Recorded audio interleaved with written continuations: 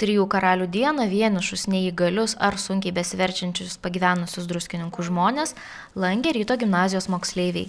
Dosnūs ir geraširdžiai jaunieji druskininkiečiai atnešė seneliams skanių ir dar šiltų kepinių, megztų vilnonių kojinių, aukojo jiems labdaringoje akcijoje surinktus pinigus ir dovanojo savo dėmesį.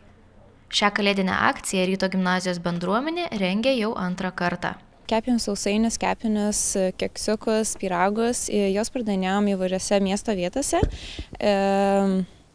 Už surinktas lėšas dovanojom pinigus žmonėm, kuriem jų tikrai reikia. Ryto gimnazijos mokiniai bei mokytojai prieš šventes aukojo pyragams, keksiukams ir saldiems kepiniams reikalingus produktus. Per technologijų pamokas kepė kalėdinius gardėsius ir organizavo labdaringą akciją.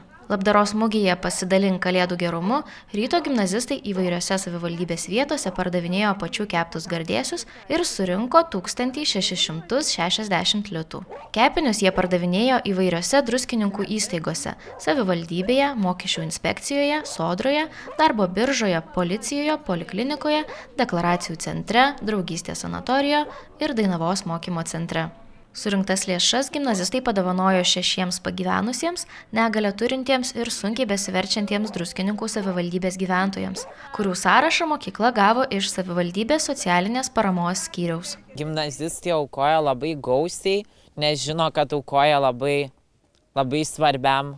svarbiai akcijai ir tokiems dalykams niekada pinigų negaila. Tiesiog iš tikrųjų yra labai gera padaryti tokią akciją, kai žmonės iš tikrųjų ateina, ten paduodi tos pinigėlius, jie net apsiverkia, nes tiesiog tikrai jiem jų labiau reikia, negu kad ten mums, kad nusipirktų ledų, čia tiesiog tikrai negaila aukot. Labdaros mugė Pasidalink kalėdų gerumu prasminga akcija, kuria siekiama atkreipti moksleivių dėmesį į pagyvenusių ir neįgalių žmonių problemas.